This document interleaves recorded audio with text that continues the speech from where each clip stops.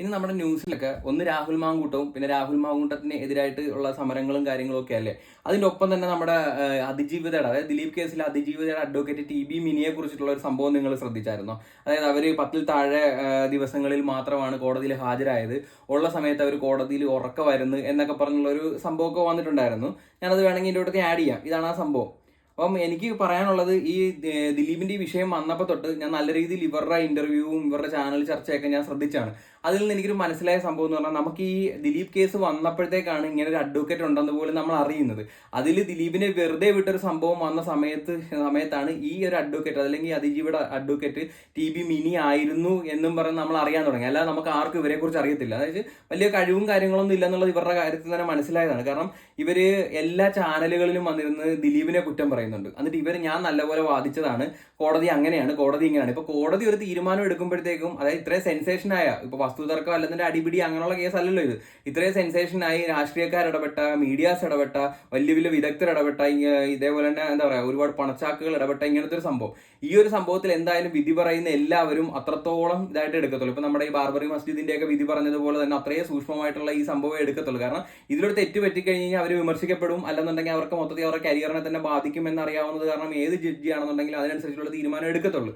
അപ്പൊ അങ്ങനെ ഒരു സാഹചര്യത്തിൽ ജഡ്ജി വിധി പറഞ്ഞതിന് ശേഷം ജഡ്ജിനെ ഏറ്റവും കൂടുതൽ കുറ്റം പറഞ്ഞ് നടന്നത് ഇവരാ. അതുപോലെ തന്നെ ദിലീപിന് കൂടോത്രമുണ്ട്, ദിലീപിന് ചാത്തൻ സേവയുണ്ട്, അങ്ങനെയുള്ള കുറെ കാര്യങ്ങളുമായിട്ടൊക്കെ ഇവർ നടന്നു. അപ്പം ഇവർക്ക് കഴിവില്ല, ഒന്നാമത്തെ കാര്യം. അതിപ്പോ ഇത്രയും കാര്യങ്ങൾ ഇവരുടെ പുറത്ത് വരുന്ന കാര്യങ്ങൾ കൊണ്ട് മനസ്സിലാക്കും. പിന്നെ എല്ലാവരും യൂട്യൂബിലാണെങ്കിലും അല്ലെന്നുണ്ടെങ്കിൽ ഫേസ്ബുക്കിലാണെങ്കിലും നോക്കിയാൽ മനസ്സിലാവും. ഇവരുടെ ഒരുപാട് ഓൺലൈൻ മീഡിയാസിന് ഇവർ ഇന്റർവ്യൂ കൊടുത്തിട്ടുണ്ട്. അതുപോലെ തന്നെ ആവശ്യമില്ലാത്ത ചാനൽ ചർച്ചകളിലും അതിന് സംസാരിച്ചിട്ടുണ്ട്. ചുളുവിന് ഞാൻ ഇവരെക്കുറിച്ച് നേരത്തെ ഈ സംഭവം ദിലീപിന്റെ വിഷയം പറയുന്നതിന്റെ ഇടയിൽ തന്നെ ഞാൻ ഇവരുടെ കാര്യം പറഞ്ഞിട്ടുണ്ട്. അപ്പൊ ചുളുവിന് ഇവർക്കൊന്ന് ഫേമസ് ആവണം, അതൊരു കാര്യം. രണ്ടാമത്തെ കാര്യം എന്ന് പറഞ്ഞാൽ ഇവർക്ക് വലിയ കഴിവോ കാര്യങ്ങളോ ഒന്നും ഇല്ല. കാര്യം എന്ന് പറഞ്ഞാൽ അത് അവരുടെ ആ ഒരു സംസാര സ്റ്റൈലും കാര്യങ്ങളും കാണുമ്പോൾ നമുക്ക് മനസ്സിലാവും. കാരണം ഇവർ നല്ലതുപോലെ വാദിച്ചിട്ടുണ്ടെങ്കിൽ അവർക്ക് എന്തായാലും അതിന്റെ ഒരു കോൺഫിഡൻസ് വരും. ഇപ്പൊ ഞാനൊരു അഡ്വക്കേറ്റ് ആണെന്നുണ്ടെങ്കിൽ ഞാൻ കോടതിയിൽ എന്റെ പ്രതിക്ക് വേണ്ടിയോ അല്ലെങ്കിൽ ആർക്ക് വേണ്ടിയിട്ടോ ഞാൻ വാദിക്കുമ്പോൾ എന്റെ വാദത്തിൽ ഞാൻ തൃപ്തനാണെന്നുണ്ടെങ്കിൽ ഇന്നതായിരിക്കും വിധി എന്ന് എനിക്ക് നല്ലതുപോലെ ഊഹിക്കാൻ പറ്റും. കാരണം ഞാൻ ഇത്രയൊക്കെ നല്ല രീതിയിൽ അപ്പിയർ ചെയ്തിട്ടുണ്ട്, ഇതൊക്കെ കൺവിൻസ് ചെയ്തിട്ടുണ്ട്, ഇത്രയും തെളിവുകൾ വെച്ചിട്ടുണ്ട് എന്നുള്ള കാര്യങ്ങളൊക്കെ കൊണ്ട് ഞാൻ അതിൽ കോൺഫിഡന്റ് ആയിരിക്കും. ഇവര് വാദിച്ചതിൽ ഇവർ കോൺഫിഡന്റ് അല്ല.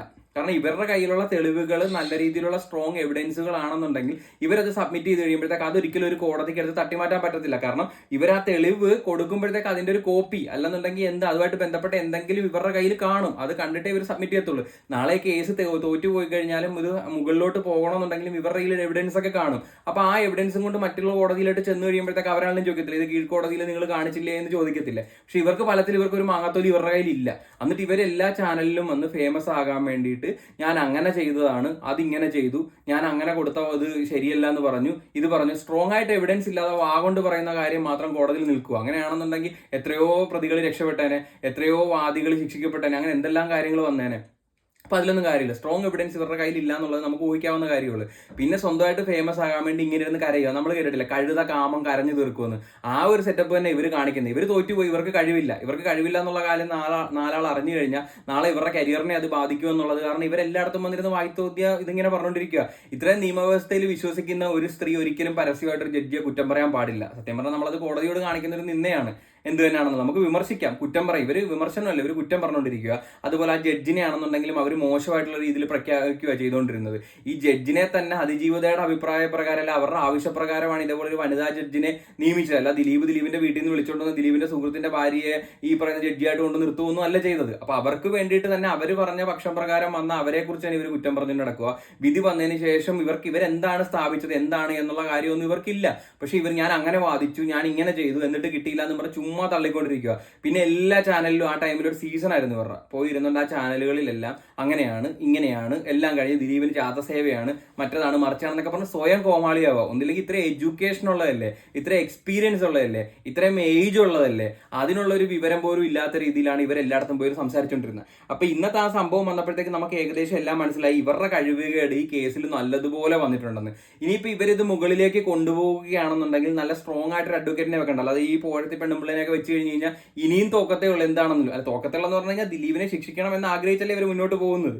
അപ്പോൾ അത് കാരണം വീണ്ടും അവിടെ ചെന്ന് കഴിയുമ്പോഴത്തേക്ക് ഇവരെയും കൊണ്ട് പോയി കഴിഞ്ഞാൽ ഇൻസൾട്ട് ആവത്തേ ഉള്ളൂ.